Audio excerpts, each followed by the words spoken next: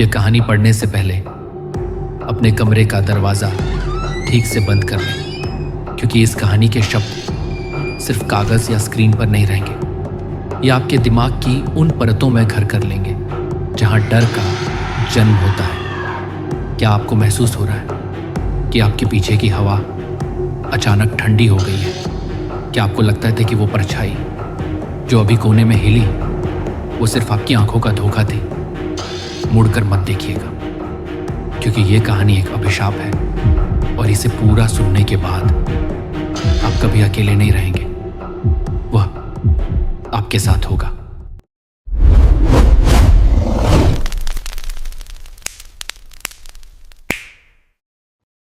रात के इस सन्नाटे में जब पूरी दुनिया सो रही है, आप मेरी आवाज सुन रहे हैं, या शायद आप इसे पढ़ रहे हैं। लेकिन क्या आपने ध्यान दिया, जैसे जैसे आप इन शब्दों के करीब आ रहे हैं, आपके कमरे की दीवारें थोड़ी सिकुड़ रही हैं। आप अकेले नहीं हैं। आपके ठीक पीछे जहां रोशनी खत्म होती है और अंधेरा शुरू होता है, कोई खड़ा है। वह सांस नहीं ले रहा, क्योंकि उसे सांस लेने की जरूरत नहीं है। वह बस इंतजार कर रहा है आपके मुड़ने का। यह कहानी मार्लिन की है, लेकिन यह आपकी भी हो सकती है, क्योंकि कुछ तोहफे ऐसे होते हैं जिन्हें ठुकराया नहीं जा सकता, और कुछ प्यार ऐसे होते हैं जो मौत के बाद भी खत्म नहीं होते। अपनी गर्दन पर उस हल्की सी चुभन को महसूस कीजिए और चलिए उस अंधेरे की ओर जहां से कोई वापस नहीं आता। दिसंबर का महीना न्यूयॉर्क में किसी जादू जैसा होता है। मैनहट्टन की गलियां बर्फ की सफेद चादर ओढ़े रहती हैं और हवा में दालचीनी और ताज़ा पाइन की खुशबू घुली होती है। मार्लिन, जो एक बड़ी अकाउंटिंग फर्म में सीनियर एनालिस्ट थी, इस मौसम से प्यार करती थी। उसके लिए क्रिसमस का मतलब था काम के दबाव से राहत, हॉट चॉकलेट और सीक्रेट सांता का खेल। उसका ऑफिस वेनराइट एंड एसोसिएट्स 42वीं मंजिल पर था। चारों तरफ कांच की दीवारें थीं, जिनसे बाहर गिरती बर्फ और शहर की रोशनियां साफ दिखती थीं। ऑफिस को बेहतरीन तरीके से सजाया गया था। लाल और सुनहरी फेरी लाइट्स हर क्यूबिकल पर लिपटी हुई थी। लेकिन उस साल कुछ अलग था।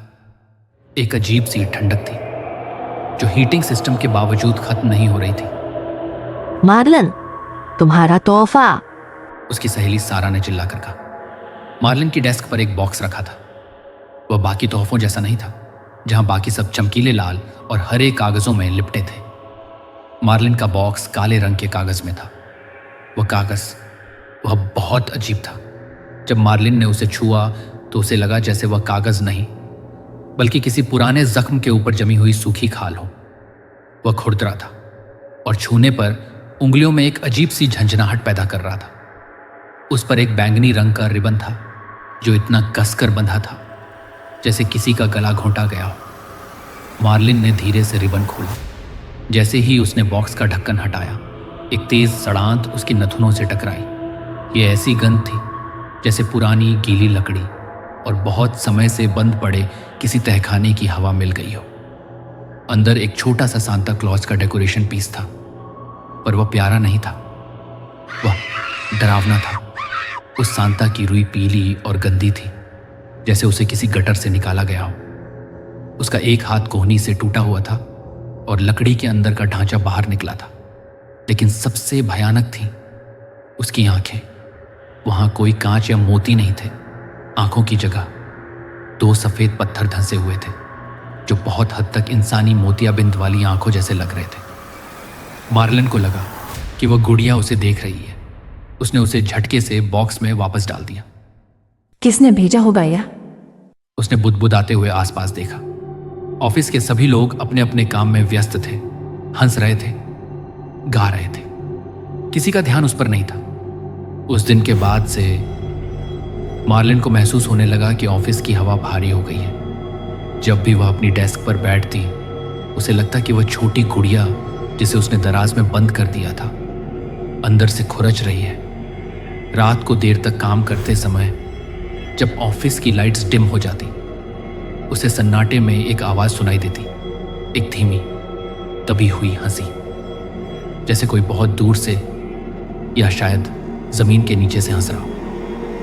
उसने उस रात वह गुड़िया ऑफिस के कचरे के डिब्बे में फेंक दी। उसे लगा कि बात खत्म हो गई। वह गलत थी। उस रात मार्लिन अपने अपार्टमेंट में थी। बाहर बर्फ का तूफान तेज हो गया था। उसने सोने की कोशिश की, लेकिन उसे महसूस हुआ कि उसका कमरा जरूरत से ज्यादा ठंडा है। जैसे ही उसने आंखें बंद की, उसे वह एहसास हुआ जिससे हर इंसान डरता है, स्लीप पैरालिसिस। उसकी आंखें खुली थी, लेकिन उसका शरीर पत्थर का हो चुका था। वह अपनी एक उंगली तक नहीं हिला पा रही थी। तभी उसने देखा कमरे के कोने में अंधेरे के बीच कुछ हिल रहा था। वह वही सांता क्लॉज था जिसे उसने ऑफिस में फेंका था, लेकिन अब वह छोटा नहीं था। वह साढ़े 6 फुट लंबा था। उसके फटे हुए लाल कपड़े फर्श पर घिसट रहे थे। वह धीरे धीरे उसके बेड की तरफ बढ़ा। उसके चलने की आवाज हड्डियों के टूटने जैसी थी। जब वह मार्लिन के चेहरे के पास आया तो मार्लिन ने देखा कि उसकी आंखों के उन सफेद पत्थरों के पीछे कुछ रेंग रहा है। काले कीड़े, हजारों कीड़े उसकी आंखों की कोटरों से निकलकर मार्लिन के गालों पर गिरने लगे। सांता ने अपना सड़ा हुआ हाथ मार्लिन की गर्दन पर रखा। उसके नाखून ठंडे और नुकीले थे। पसंद आया? कल दूसरा तोहफा इंतजार करेगा। सुबह जब मार्लिन की आंख खुली, उसका पूरा तकिया पसीने से भीगा था। उसकी गर्दन पर लाल निशान थे, जैसे किसी ने उसे कसकर पकड़ा हो। उसने खुद को समझाया कि यह सिर्फ एक बुरा सपना था, तनाव का नतीजा। लेकिन जब वो ऑफिस पहुंची तो उसकी डेस्क पर एक और काला बॉक्स रखा था। इस बार उसके हाथ कांप रहे थे। उसने ढक्कन खोला। अंदर एक ब्रेसलेट था। वह धातु का नहीं था। वह भूरे रंग के इंसानी बालों को बहुत ही बारीकी से गूंथ कर बनाया गया था। बाल रेशमी थे, लेकिन उन पर एक हल्की सी चिपचिपाहट थी, जैसे वे किसी ताजा लाश से काटे गए हों। ब्रेसलेट के बीचों बीच एक पुराना जंग लगा हुआ लोहे का दिल था। उस पर किसी नुकीली चीज से कुरेद कर लिखा था, I am right here. Marlin के पैरों तले जमीन खिसक गई। उसे वे बाल याद आ गए। रेनॉल्ड एक शांत, अंतर्मुखी लड़का था जो पिछले साल तक उसी के डिपार्टमेंट में काम करता था। वह मार्लिन की तरफ घंटों देखता रहता था। एक बार मार्लिन ने शिष्टाचार के नाते उसके बालों की तारीफ कर दी थी। उसके अगले ही दिन रेनॉल्ड ने उसे ऑफिस के सीक्रेट सांता में एक अंगूठी और शादी का प्रस्ताव दे दिया था। मार्लिन ने उसे सबके सामने डांटा और रिजेक्ट कर दिया था। उस अपमान के बाद रेनॉल्ड ने उसी दिन इस्तीफा दिया और फिर कभी किसी ने उसे नहीं देखा। क्या यह रेनॉल्ड है? मार्लिन का मन चिल्लाया। क्या वह वापस आ गया है? उसने ब्रेसलेट को कैंची से काटने की कोशिश की, लेकिन वे बाल नहीं कटे। वे लोहे के तारों की तरह मजबूत थे। डर के मारे उसने उसे अपनी बिल्डिंग के कचरा फेंकने वाले डक्ट में डाल दिया। उस रात सन्नाटा और भी गहरा था। मार्लिन ने अपने बेडरूम का दरवाजा अंदर से लॉक कर लिया और भारी अलमारी उसके सामने खिसका दी। वह बेड पर दुबक कर बैठ गई, हाथ में एक चाकू ली। रात के 2 बजे अचानक उसके पूरे घर की बिजली गुल हो गई। अंधेरे में उसे अपने बेड के नीचे से कुछ सरसराता हुआ सुनाई दिया, जैसे कोई बहुत बड़ा सांप रेंग रहा हो। और फिर उसे अपनी कलाई पर दबाव महसूस हुआ। उसने चीखने की कोशिश की, लेकिन आवाज गले में ही फंस गई। वह बालों वाला ब्रेसलेट जिसे उसने मिलों दूर कचरे में फेंका था, अब उसकी कलाई पर वापस था और वह छोटा होता जा रहा था। वह उसकी खाल में धंस रहा था, नसों को दबा रहा था। ड्राइंग रूम से वही हंसी फिर गूंजी। इस बार वह तेज थी, पागलों जैसी। अगले 3 दिन मार्लिन के लिए एक डरावना सफर थे। वह ऑफिस नहीं गई। उसने खुद को घर में कैद कर लिया, लेकिन तोहफे नहीं रुके। तीसरे दिन उसे अपने अपार्टमेंट के मुख्य दरवाजे के नीचे से एक लिफाफा मिला। उसमें एक पोलरॉइड फोटो थी। फोटो कल रात की थी। उसमें मार्लिन सो रही थी। कमरे में अंधेरा था, लेकिन कैमरे के फ्लैश ने उस साए को कैद कर लिया था जो उसके बेड के ठीक पीछे खड़ा था। वह सांता की ड्रेस में रेनॉल्ड था। उसकी खाल लटकी हुई थी, चेहरा पीला पड़ चुका था और उसकी एक आंख पूरी तरह गायब थी। मार्लिन ने पुलिस को फोन किया। उन्होंने घर की तलाशी ली, सीसीटीवी फुटेज देखे। मैम, कैमरों में कोई नहीं आया। आपके दरवाजे के लॉक भी सही सलामत है। शायद आप बहुत ज्यादा तनाव में हैं। पुलिस अफसर की आवाज में सहानुभूति कम और शक ज्यादा था। मार्लिन को अब हर जगह रेनॉल्ड दिखने लगा था। आईने में अपनी शक्ल देखने पर उसे पीछे खड़ा रेनॉल्ड दिखता। जब वह पानी पीती तो उसे पानी में बालों का गुच्छा मिलता। उसे याद आने लगा कि रेनॉल्ड ने उस दिन क्या कहा था जब उसने उसे रिजेक्ट किया था। मार्लिन, मेरा दिल तुम्हारे पास है। अगर तुम इसे नहीं रखोगी तो मैं इसे तोड़ दूंगा और उसके बाद मैं तुम्हें भी अपना बना लूंगा, हमेशा के लिए। मार्लिन को अपराध बोध होने लगा। क्या उसने उसे बहुत बुरी तरह ठुकराया था? क्या वह वाकई पागल हो गया था? उसने रेनॉल्ड के पुराने नंबर पर फोन किया। वह बंद था। उसने उसके सोशल मीडिया चेक किए। सब कुछ 1 साल पहले रुक चुका था, लेकिन वह रूहानी उपस्थिति अब भौतिक होती जा रही थी। उसे महसूस होता कि कोई उसके बालों को पीछे से सहला रहा है। उसे अपने कानों में भारी सांसें सुनाई देती। हवा में सड़े हुए मांस और मरे हुए चूहों की गंध भरने लगी थी। क्रिसमस की पूर्व संध्या, रात के 11:55। पूरा शहर जश्न मना रहा था, लेकिन मार्लिन के अपार्टमेंट में मौत जैसी शांति थी। उसने अपने लिविंग रूम के कोने में रखे क्रिसमस ट्री को देखा। उसने उसे नहीं सजाया था, फिर भी वह ट्री अब काले रंग की सजावट से भरा हुआ था। उसकी टहनियों से इंसानी हड्डियां और दांत लटके हुए थे। तभी घड़ी ने 12 बजाए। दरवाजे पर एक भारी दस्तक हुई। मार्लिन चाकू लेकर दरवाजे की ओर बढ़ी। कौन है? उसने कांपती आवाज में पूछा। कोई जवाब नहीं आया। उसने धीरे से दरवाजा खोला। सामने एक बहुत बड़ा काला बॉक्स रखा था। उस पर खून से मार्लिन का नाम लिखा था। जैसे ही उसने बॉक्स को देखा, उसे महसूस हुआ कि उसके पीछे कोई खड़ा है। वह धीरे से मुड़ी।